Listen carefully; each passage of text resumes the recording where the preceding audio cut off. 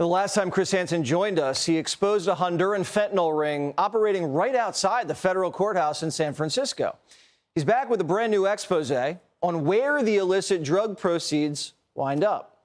A place called Valle de Syria. Excuse my pronunciation. It's a remote mountainous region where an entire generation of locals have left. Where'd they go? They walked straight through Biden's open border and into the American heartland to sell fentanyl in our cities and send the profits back home.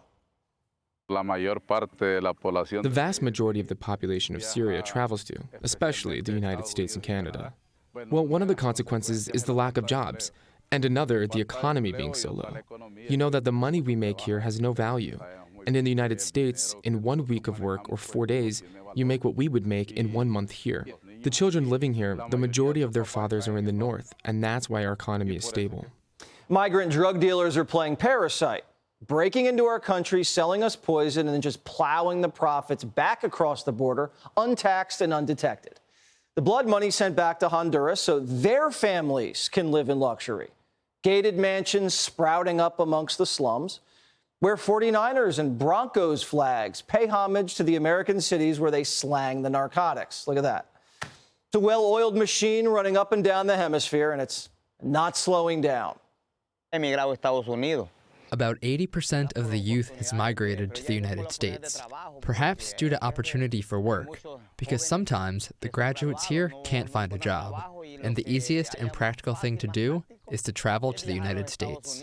Here, you will see a lot of business because the money from the youth that go to the United States, they make their micro-enterprises and provide work, which is what we live off of in these municipalities.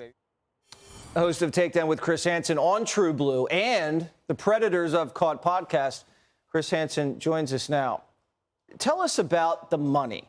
So if you're making profits selling narcotics in the United States, untaxed, lots of cash, what does that get you in Honduras? So in this area of Honduras, the average daily salary is about $8. Wow. In San Francisco and some other cities, Honduran drug dealers here illegally can make $350,000 or $400,000 a year. So to buy one of those mansions for about $150,000, it's about 5 months' work slinging fentanyl in San Francisco. And they're never arrested, and when they are arrested, they're let out, and no one tells ICE because it's a sanctuary city. Exactly. And if you think you're immune by living outside of a sanctuary city, think again. Just today, I talked to the Polk County Sheriff, Grady Judd, who told me last month they uncovered a scheme where fentanyl dealers were trafficking fentanyl from California, Mexico, into different states in the Southeast, including Florida, using an app that is like Uber or Lyft. And in Polk County alone, since January of 2023, enough fentanyl has been seized to kill every living human being in Florida. So they're getting rich by killing us. That's right. Now, there has been some movement. The federal government is starting to crack down, and just a few months ago, 3 Honduran nationals were extradited into California to face charges. But we're talking about 350 to 400 active illegal Hondurans in the drug world in San Francisco as we speak. So they're telling us these people are coming from Honduras because they're fleeing persecution and they fear for their lives in Honduras. But what's the truth? The truth is Honduras is one of the deadliest countries in the world. So you're not making any money. You could get killed there. Yes, and some Hondurans are getting into this country and working in construction, honest jobs and sending money back. Right. But what we're looking at, that's the illegal drug trade, and they found a home here because in these sanctuary cities, the judges are letting these people out. The prosecutor gets it in San Francisco. The police get it. The federal agents get it. But the judges are saying, well, it's a drug crime. Oh, it's unbelievable. What can you tease what you have next?